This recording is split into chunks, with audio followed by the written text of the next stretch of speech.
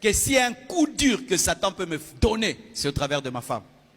La personne qui est la plus proche de toi, c'est la personne par laquelle Dieu passe pour te bénir, mais aussi par laquelle Satan peut entrer pour te détruire. Quand je l'ai épousée, j'étais pauvre. Je n'avais que l'argent pour payer le loyer, l'eau et l'électricité, un peu de nourriture, point barre. Quand les enfants sont venus, il fallait les habiller. J'ai vu cette belle femme aller dans les marchés, chercher les habits de Tombola pour ses enfants. La belle femme que vous voyez là. Pourquoi? Si elle va acheter beaucoup avec le peu que tu as, tu n'auras plus rien.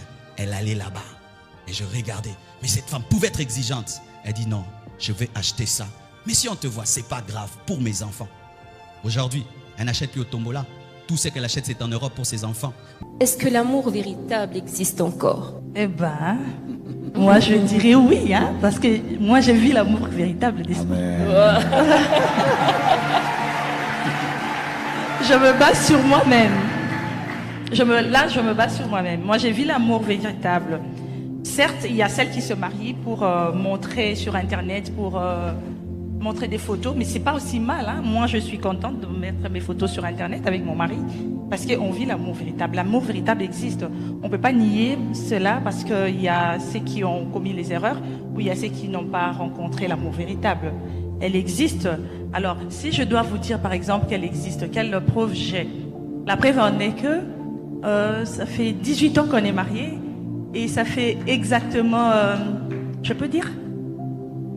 S'il vous plaît. Sentez-vous libre, maman. Tu peux dire.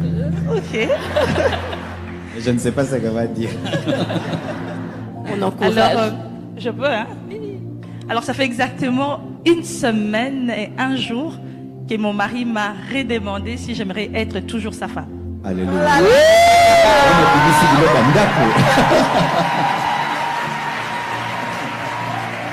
Alors, c'est une façon de dire... C'est une façon de dire que l'amour véritable, elle existe vraiment. En m'offrant même une bague, après 4 enfants.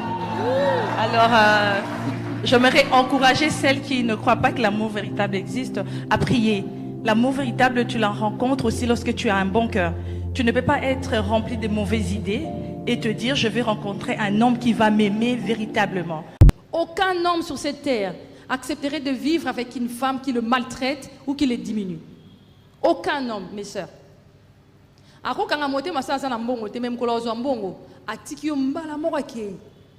N'est-ce pas les papas?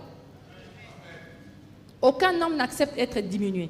Il peut accepter ça pour un moment, mais après, lorsque le Seigneur les bénira, il s'en ira. À cette femme-là, comme je viens de dire, bozo fongola ba porte pour na diable aya kosaka nakatia famille nabino nakatia foyer nabino. Bozo fongola ba porte. Une femme impolie ouvre le porte au diable. Une femme impolie, insoumise, dégoûte l'homme. Une maman, une mère impolie, insoumise, transmet l'insoumission et l'impolitesse à ses enfants. Donc, en sorte de créer une génération insoumise, n'est pas mauvaise femme. Et pire de ça, comme je viens de dire, elle ouvre la porte aux démons. Pour chercher l'équilibre dans ce genre de couple, il faudrait que l'homme s'élève et qu'il prenne tout son courage et qu'il dise non afin d'arrêter cela. De prendre la Bible et de lire la Bible pour cette femme et de l'instruire selon le Seigneur. Vous allez remarquer une chose que la Bible dit, il persévérait. Il persévérait. Après la foi, après la repentance, il faut persévérer. Ne lâchez pas, n'abandonnez pas.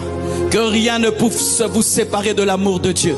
Qu'aucune épreuve ne puisse te séparer de Dieu. Qu'aucune tentation ne puisse te séparer de Dieu. Qu'aucun problème ne puisse te séparer de Dieu. Qu'aucun homme, qu'aucune femme ne puisse te séparer de Dieu. Qu'aucune bénédiction ne puisse séparer de Dieu. Va jusqu'au bout, jusqu'à la mort. Mourez chrétien, mourez chrétien, mourez chrétien, mourez chrétien. Soyez enterrés chrétiens, soyez enterrés chrétiens. Bientôt, très bientôt, Jésus revient.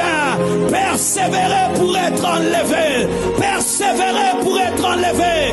N'abandonnez pas. Ça fait plus de 30 ans que je suis chrétien. Et je peux dire que c'est la pratique de ces choses. 30 années, j'ai été tenté, j'ai été éprouvé, j'ai vécu des choses bizarres. Mais ce sont ces choses qui m'ont gardé. Tu ne t'es pas converti pour t'arrêter. Tu ne t'es pas converti pour abandonner.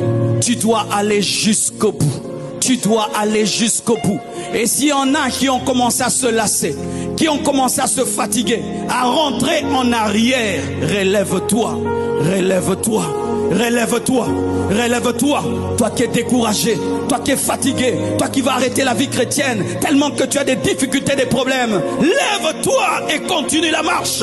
Et si tu as péché, demande pardon, répands-toi, relève-toi et continue la marche. Que la culpabilité ne t'arrête pas, que l'échec ne t'arrête pas, que la maladie ne t'arrête pas, que rien ne t'arrête, qu'aucune déception ne puisse t'arrêter. Allez jusqu'au bout, mourrez chrétien, vieillissez chrétien, jusqu'au bout. Et ce n'est ni par force, ni par puissance, mais c'est par le Saint-Esprit. Aucun homme n'a la force de pratiquer ces choses sans la puissance du Saint-Esprit. Si je suis debout, ce n'est pas parce que je suis discipliné, ce n'est pas parce que je suis meilleur que les autres. Quelqu'un m'aide tous les jours, le Saint-Esprit. Chaque fois que le monde veut m'attirer, il est le vaccin. Chaque fois que Satan veut me détruire, il est la sagesse. Chaque fois que le monde veut m'attirer, il est la barrière, le Saint-Esprit.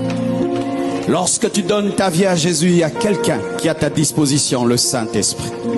Il est ta force, il est ton conseiller, il est ton ami. Laisse-le te conduire et te diriger. Et jusqu'au bout, tu tiendras ferme. Que Dieu vous bénisse abondamment.